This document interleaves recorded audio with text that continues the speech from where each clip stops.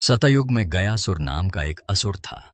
यद्यपि वह असुर कुल में जन्मा था, परंतु उसका हृदय धर्म और तपस्या से अनुप्राणित था। उसने पर्वत पर घोर तप किया, जिससे भगवान विष्णु प्रसन्न हुए। प्रसन्न होकर प्रभु ने उसे वर मांगने को कहा। गयासुर ने उनसे अनोखा वरदान मांग लिया।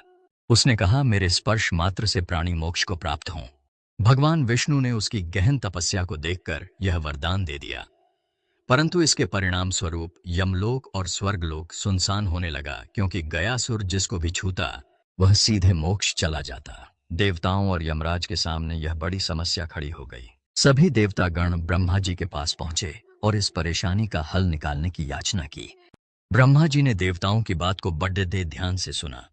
इसके उपरांत वो गयासुर के पास गए और एक यज्ञ करने के लिए उसका शरीर मांगा। गयासुर ने जब देखा कि सृष्टि के रचयिता स्वयं उससे यह विनती कर रहे हैं, तो उसने विनम्रतापूर्वक यह मांग स्वीकार कर ली।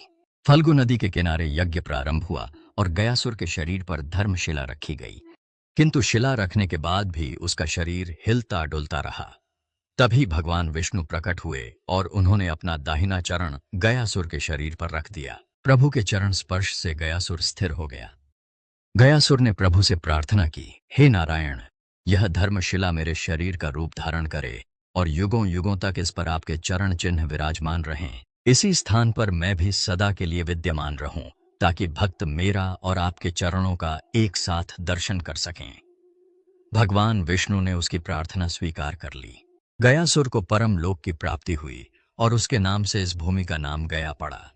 यहाँ के विष्णुपद मंदिर में आज भी धर्मशिला विद्यमान है, जिस पर भगवान विष्णु के चरण चिन्ह अंकित हैं।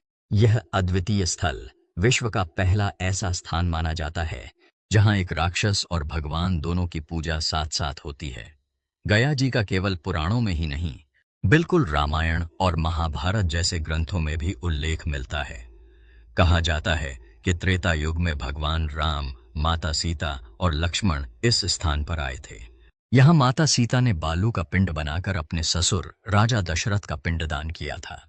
महाभारत काल में भी पांडवों ने यहाँ आकर अपने पितरों का श्राद्ध किया। यही कारण है कि यह स्थल पितरों के मोक्ष का परम स्थान माना जाता है।